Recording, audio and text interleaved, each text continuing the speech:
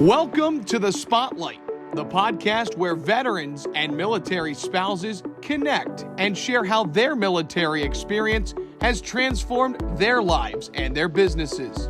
Here's your host, Bob Louthen. Hey, this is your host, Bob Louthen, founder of the VeteranCrowd Network, the network that brings veterans and veteran-led businesses together with each other and the resources they need to prosper.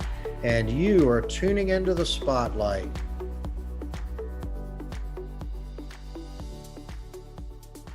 Hey, welcome everybody. This is Bob Louthen, another episode of the Spotlight on the VeteranCrowd Network. I'm going to learn some things today that I didn't know about. Our guest is Julie Waters. She is currently serving in the reserves as a JAG officer, but she's been an MP in the past. You guys might have gotten pulled over and thrown in the brig by her. Julie, welcome to the program. Thanks for stepping into the spotlight. Thank you so much for having me. So you're in Northern Virginia, but originally from Ohio, is that right? That's right. I am a Buckeye born and bred. Okay, so Ohio State for grad school, law school. Yes. But an Ohio Bobcat maybe for undergrad. Am I right about that? That's absolutely correct. More people know about the Buckeyes football team though than the Bobcats. How did you wind up choosing to go into the Army? When I was in college, I was thinking about things like the State Department or the CIA, and I had some friends that did ROTC, and I got to see a little bit about what that was like. And I just thought it would be an interesting experience. It's kind of an understatement, isn't it? An interesting experience. I don't know. I just decided to go for it, and I thought I would do it for a couple years, but as is so often the case, it was more than a couple years. There's a lot of people that kind of go into the service, and the ones that say, man, I'm going to go do this for a career, and they end up jumping ship. And then there's other folks that go in and go, no, I'll see what happens. The next thing you know, they've been there 20 years. So true. That's so true. How did you get into become an MP? Well, funny enough, so when you go in as an officer, you don't get to choose your branch. You just get to give a preference of what you want. So you give your top 10. And is it top 10 now? I got to give just 3, I think.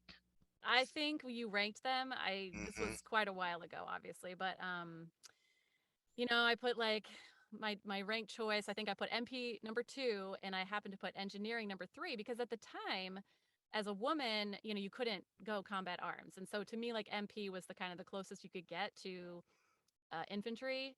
And I actually was branched engineering.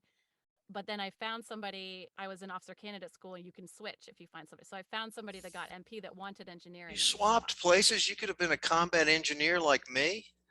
I could have been, but it worked out. I'm glad I got the experience. All right, we're gonna have to stop the interview right here. I'm kidding. All right. So anyway, all right. I'm sorry I interrupted. That's okay. I ended up at Fort Bragg, which it was the unit I was in. We did a little bit of the road MP stuff, but it was more combat support. So I got to do some really cool training and really cool missions that were more focused on the combat support than so much the police car or road work. You said MP was your second choice, engineer was your third. What was number 1? Number 1 was military intelligence. I think a lot of people put that first. They have an idea of what it's going to be. I'm glad I didn't get it because, as I learned later, it's kind of a boring branch until you get to a certain rank. Right. But it worked out. A lot of grinding it out and doing research, I guess. But okay, and so and then you transitioned to JAG. Tell me, how did that transpire? I was just doing my thing at Fort Bragg. I was a platoon leader. I deployed to Iraq and then was on battalion staff after that. And I saw the funded legal education program, and law school had always been like one of those things like, oh, maybe someday I'll do that. And so I applied to the program. It's really selective.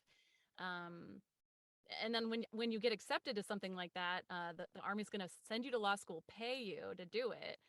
How do you say no? So right. I was like, sign me up. And so then I went to law school after about 3 years at Fort Bragg as a military police officer.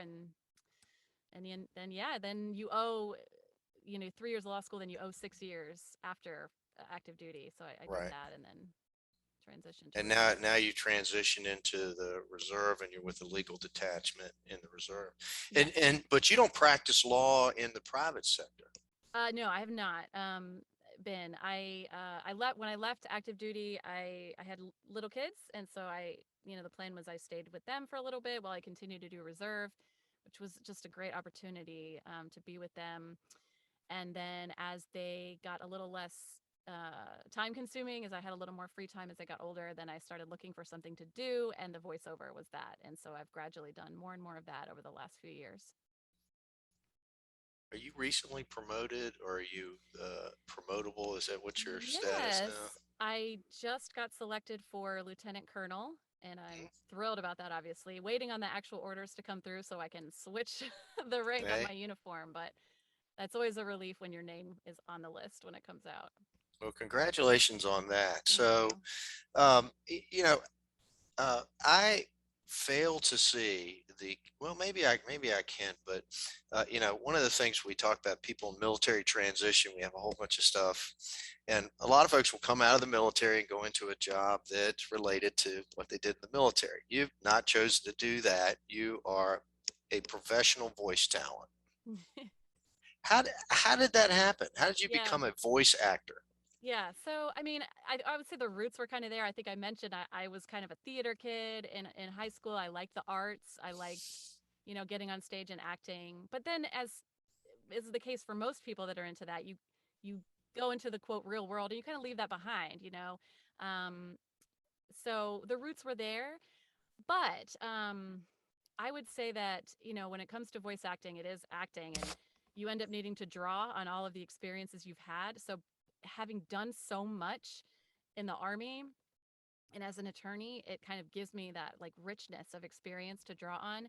And I will also say that what else is being a lawyer in a courtroom if it's not acting? It's definitely talking too, and It's a articulating a performance. point, right? Yeah, you have to be able to, look like you know what you're talking about, even if you're panicking on the inside about what case was that you are putting on a show for the judge, for the jury. So it's not all that Have different. you got a niche? I mean, if is there something that people just know Hmm. Julie is, she's the one we need to get for this particular thing, and you must have some customers that, you're the repeat voice for them. I would say a couple of things. I definitely get a lot of corporate where it's like formal but relatable. Um, So that seems to fit, and I think that goes along with the lawyer aspect, sounding kind of intelligent, but not too stuffy. I do also, my voice sounds pretty young for how old I am. So I do kind of get some of that like young, cool mom or, even Gen Z a little bit, although I'm technically kind of like right on the middle between millennial and Gen X, but I almost get some of that like younger, cool, um, too cool sort of vibe sometimes.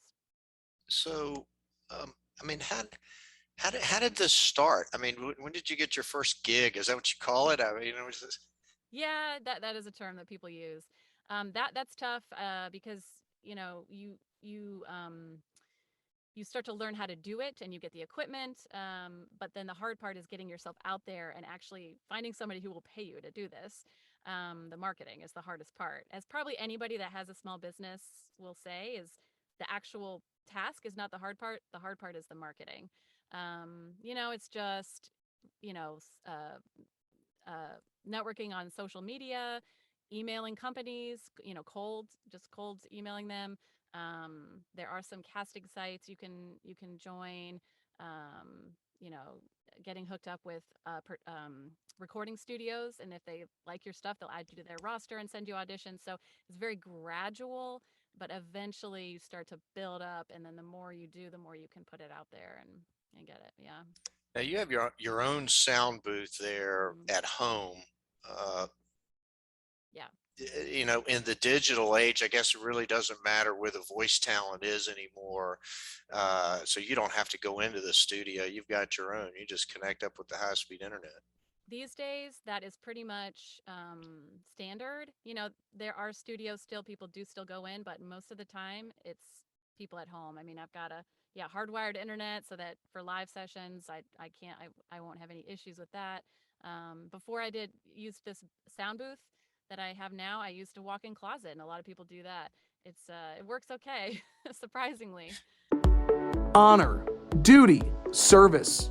At the Veteran Crowd Network, we're focused on our next mission, bringing veterans, veteran-operated businesses, and veteran service organizations together with each other and the resources they need to prosper.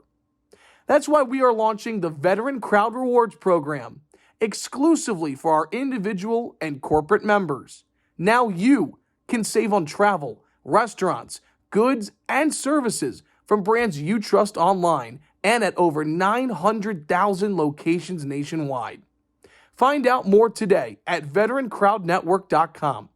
If you are a veteran-operated business, or a VSO, consider the connections, the network, the benefits, the engagement, and success of working with other veterans again. The Veteran Crowd Network, you paid a lot of dues to join this club. Okay, we're talking with Julie Waters. She's a voice actor and a active Army reservist at this point. Hey, Julie, let me ask this question. In a sense, you're an entrepreneur, right? Do you think that your time in the military has helped you, with this business that you've got, helped you grow it, helped you be a good business person? 100%. One thing that I've found is that I have a work ethic, and so I'm responsive to customers. I deliver, on or before deadlines. I ask questions if I need more information.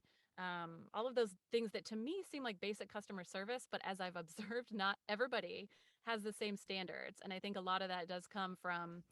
It doesn't have to be learned in a military environment, but certainly a military environment kind of puts that kind of attention to detail and customer service and responsibility ethic into you. And that is a huge asset, because no matter how good you are, if you're terrible when it comes to customer service, people are going to say, we don't want to work with them again.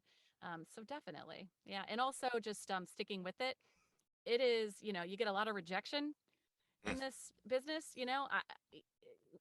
You're just not the right voice for a lot of the projects out there. You get a lot of no, you get a lot of unanswered emails. And if you were going to give up just because you had a hard day or a month or even several months that were just not going great, you're never going to make it. So I've just being able to keep going, dust yourself off and get up and keep going is a real asset. Let's talk about your transition. So, as you made the decision to do this, and you're ramping this thing up.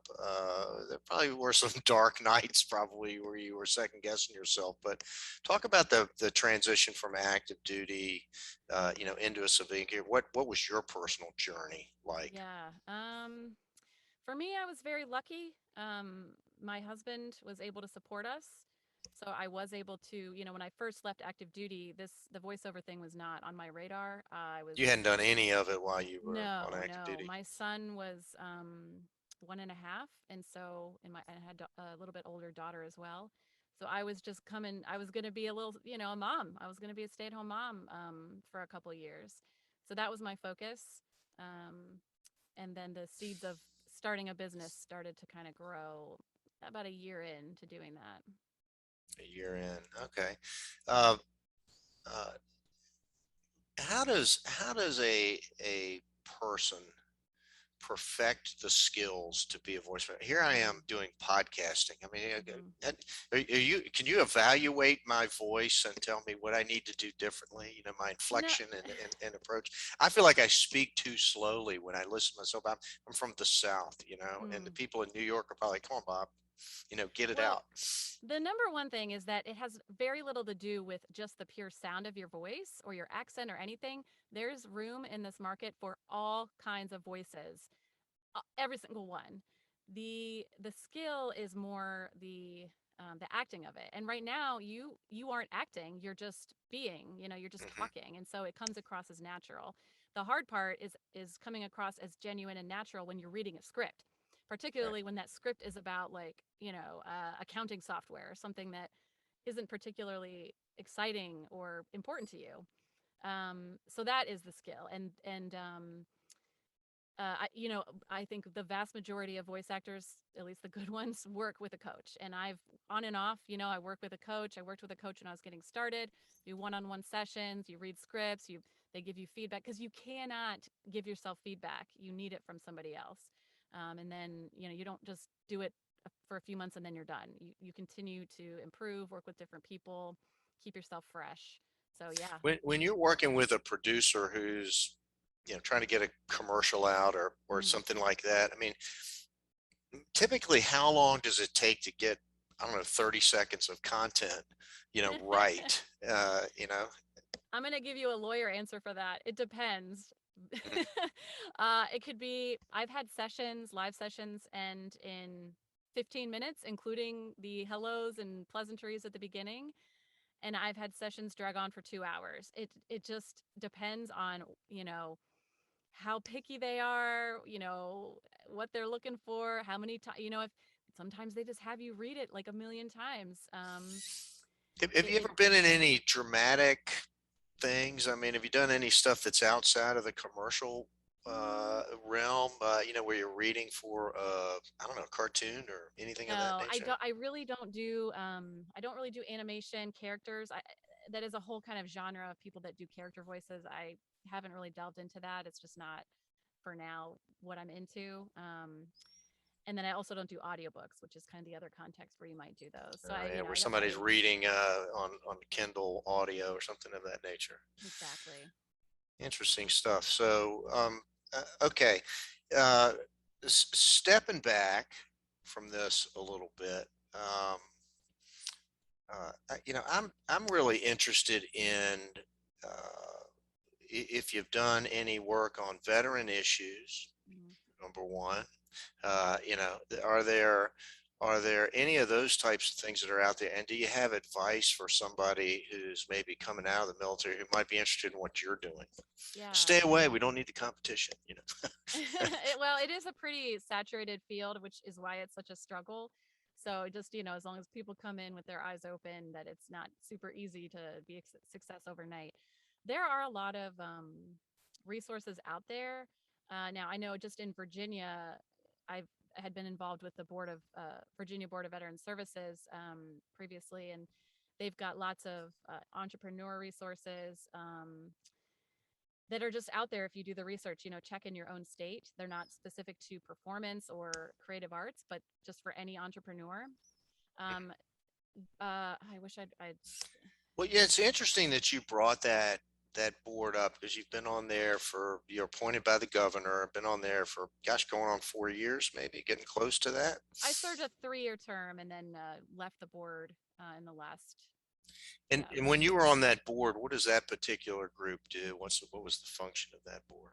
So it is a governor appointed board, and their function is to, survey sort of what's going on in the Commonwealth of Virginia related to veterans and military families, and make recommendations to the governor and the General Assembly on, how to improve things. They oversee everything from veteran cemeteries and veteran care centers for retired veterans who need, or not retired, just veterans who need like in-home nursing or in facility nursing care, to arts programming and on the entrepreneurship that I mentioned, everything. And it's really resulted in Virginia being one of the best spots for veterans in the nation. I do think Virginia has got a pretty high concentration of Yeah. veterans. I don't know, in round numbers, about 10% of the population of our state, has some kind of military service. Do you think Virginia's on the leading edge of veteran services? We can be an example for other states. I think probably, I can't say definitively. I haven't done a comparison to other states. I mean, I'm sure there are other states out there doing some things better because there's always room to improve no matter what. I mean, I think Virginia does set a good example as far as the attention that it pays veterans, as well as they've put a lot of emphasis recently on women veterans, which, obviously women veterans haven't always gotten the attention that they should. Do you think that's one of the biggest issues facing us right now? What do you mean? The attention for women veterans. I mean, it describe to me what you think are maybe some of the root problems there. I think a lot of times they just get overlooked. And I don't have any hard stats for you, but I think one of the issues was women veterans were more likely to be homeless, I believe, is a study that they did proportionally, not pure Right. numbers, because there's a lot fewer women.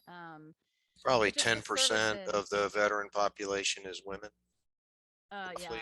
give or take. Right. But service in care centers, service at VA hospitals, it's always been a little bit lacking for women. And then also just it's working to include them.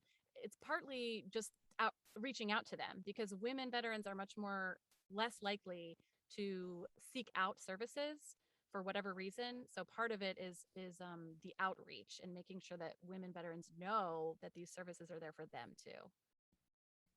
I hadn't really ever thought of it until you just brought it up. But I mean, I guess if the VA, has experience and 90% of the people they're treating are men, it can put the female issues kind of on the back burner. Yeah, for sure. One other program in Virginia is the V3 program, where I guess Virginia values veterans, and there are V3 certified companies. I think well over 1,000 companies in Virginia now are V3 certified. So it's something that people ought to look into.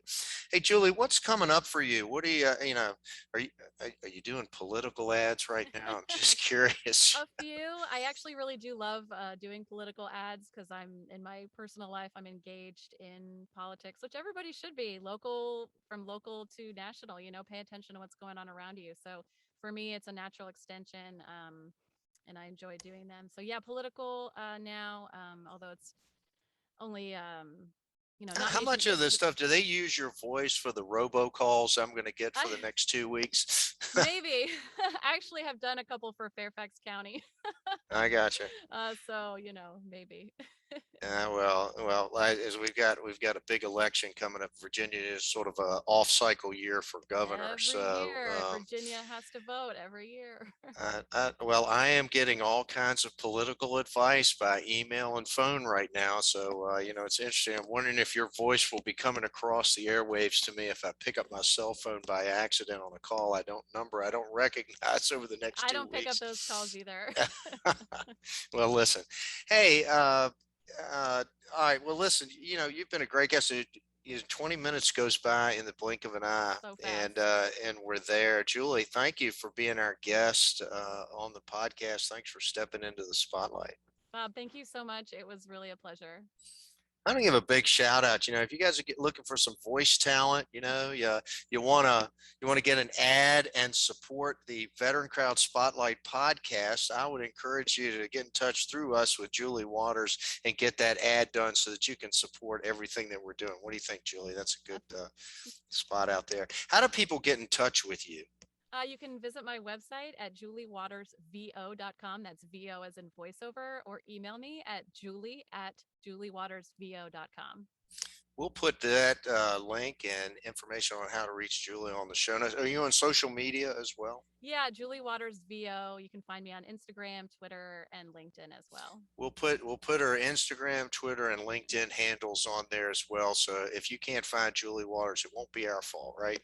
Yeah, thank you so much. All right. Hey, you guys have been listening to the Spotlight on the Veteran Crowd Network. We're bringing veterans who are making a difference in our community. Julie Waters, voice actor. I want to throw out an Army Bravo Zulu to you folks, and that's a wrap.